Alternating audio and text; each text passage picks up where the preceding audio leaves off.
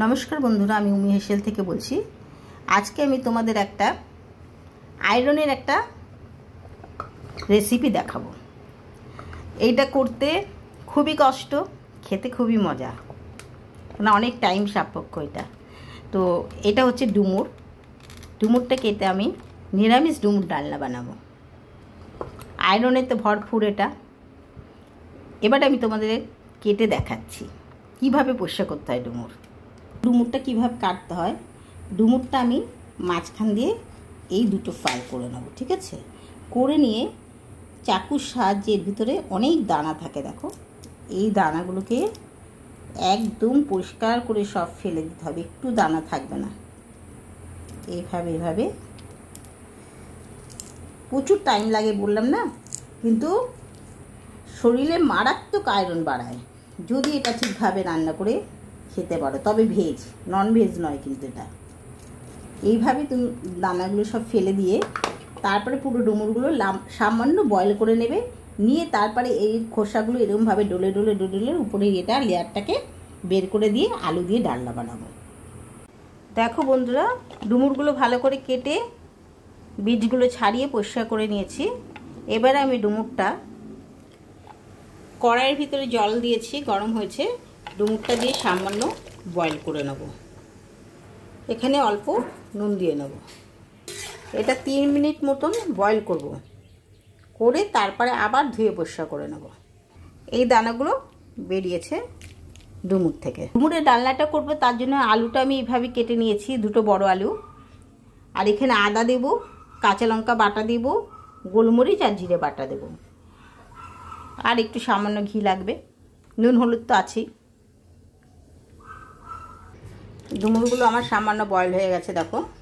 এটাকে আমি এবারে একটা জায়গায় তুলে নেব। তেল দিয়েছি, আলুটা একটু ভেজে নেব। দেখো আলুটা আমি মাংসের আলু মতন টুকরো করেছি, করে ভাজছি। আলুটা ভেজে ওই তেলের ভিতরে ডুমুরটা একটু ভেজে নেব সামান্য।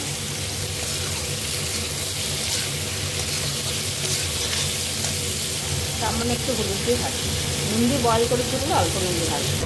ডুমুরটা আমার ভাজা হয়ে গেছে, অল্প নামিয়ে নেব। এবার আমি তেল দিয়ে দিয়েছি, তেজপাতা ফোড়ন, জিরে ফোড়ন,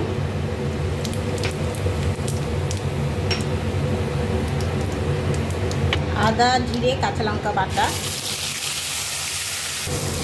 ভিতরেই আমি একটা টমেটো দিয়ে দেবো, ছোটো দেখে টমেটো নিয়েছি। স্বাদ অনুযায়ী নুন, হলুদ, লাল লঙ্কা। এবার আমি এটাকে ভালো করে কষাবো।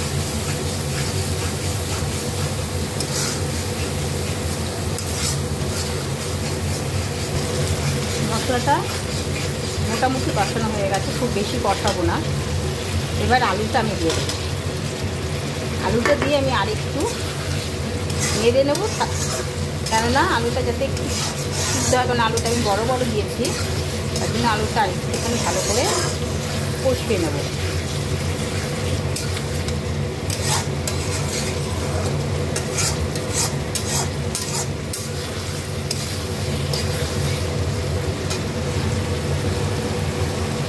এবার আমি ভাজা ডুমুরটা দিয়ে দিলাম,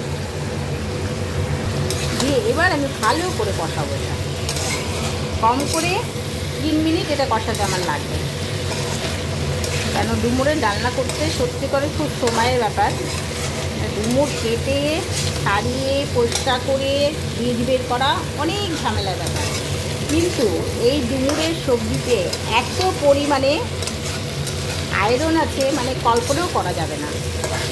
যাদের শরীরে সত্যি করে রক্তশূন্য, তারা যদি ডুমুর মাসে অন্তত 2বার খায় রান্না করে এইভাবে, তাহলে তো তাদের কথাই নেই, ব্লাড বাড়বে ছাড়া কমবে না। ডুমুরে এত পরিমাণে আয়রন রয়েছে। একটু নিরামিষ সবজি, তার জন্য আমি 1 চামচ চিনি দেবো, আর একটু ভালো করে কষিয়ে নেব।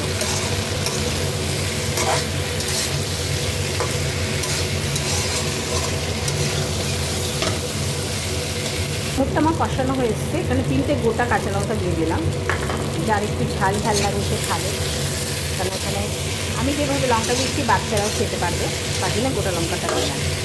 আমার ডুমুরটা ভালো করে কষানো হয়ে গেছে। এবার আমি এখানে উষ্ণ গরম জল দিলাম, ঠান্ডা জল কিন্তু দিলাম না। এখানে ½ লিটার জল আছে, যেহেতু রান্না করবো একটু ঝোলও থাকবে।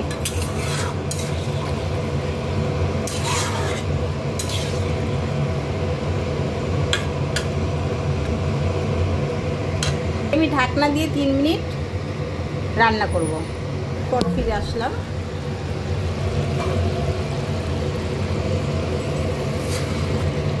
আমার দেখো ডালনাটা হয়ে গেছে ডুমুরের। আমি এখানে সামান্য গরম মশলা অ্যাড করব, গুঁড়ো গরম মশলা অল্প একটু।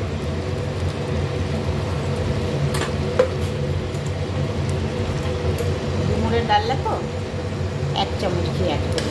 ডালনাতে ঘি ছাড়া ভালো লাগে না কখনো। এত দুর্দান্ত স্বাদের এই ডুমুরের ডালনা হয়েছে, এটা তোমরা না খেলে তো বুঝতেই পারবে না। আর মাছ মাংস সব বাদ দিয়ে তোমরা এই ডুমুরের রান্না খাবে, এটা আমি গ্যারান্টি দিয়ে বলতে পারি। ডুমুর সিদ্ধ হয়ে গেছে, আলুও সিদ্ধ হয়ে গেছে, দেখো সব সিদ্ধ হয়ে গেছে।